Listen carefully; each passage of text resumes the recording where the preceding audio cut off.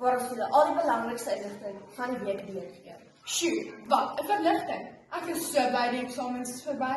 En die vakansie is om die draai. Hierdie was 'n paar rowwe, maar suksesvolle kwartaal. Dis niks. Die Wessies het geskitter met die talente. Die rugby netbalsterre het ware wedstryd op die veld en baan gewys. En die skaaksterre het beslis hierdie seisoen al die regte skuiwe gemaak. Ons redenaars het op alle vlakke bewys dat hulle presies weet hoe om hulle sê te sê. Ja, nee, Sanay, ek is beslis 'n trotse Wessie. Ouers en vriende, kyk gerus uit vir die nuwe sleutelgat. Vir die wat nou nie weet wat die sleutelgat is nie, dit is ons Wessie koerantjie.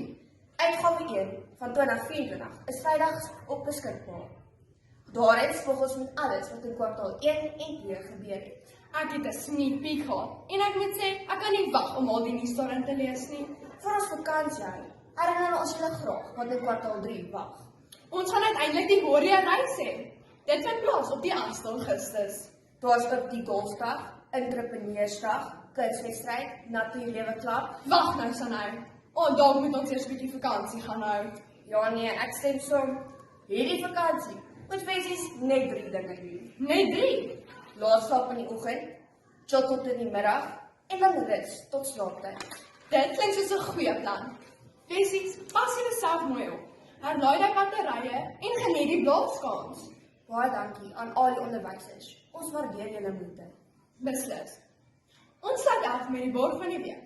En sy planne. Kontak Daniel vir enige loodgieterprobleme. Geniet die vakansie!